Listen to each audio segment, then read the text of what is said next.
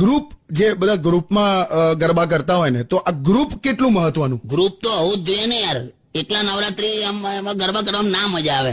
એક એવું ગ્રુપ હોય જે વર્ષે એક જ વાર નવરાત્રીમાં જ મળે. હા, એક એવું ગ્રુપ હોય કે જેમાં 5 છોકરી હોય ને 2 છોકરા હોય, એટલે એક કોસ્ટલી ગ્રુપ કહેવાય. ખર્ચો બહુ હોય એ ગ્રુપમાં. એક એવું ગ્રુપ હોય જેમાં 2 છોકરી હોય ને 6 છોકરા હોય, એટલે એને ટેન્શન ગ્રુપ કહેવાય. Tension group. હા, છોકરાઓ એકબીજા પર આમ ડાઉટ કર્યા કરે, સતત ટેન્શનમાં હોય.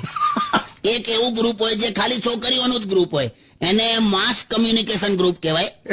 એટલે એવું કે એ ગ્રુપની તું એક જ છોકરી સાથે કશું આમ વાત કરે ને, આખા ગ્રુપને તમારી વાત ખબર હોય. માસ કમ્યુનિકેશન.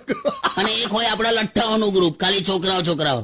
એમાં તો એકથી એક બધા નંગ હોય. કેવું? ગ્રુપમાં કોઈ એક જણે નવરાત્રીનો ઉપવાસ કર્યો હોય ને, તો ભાઈબંધો 2 જ વસ્તુ સમજાવે કે ઈંડું નોનવેજમાં ના આવે અને બિયર દારૂમાં ના આવે.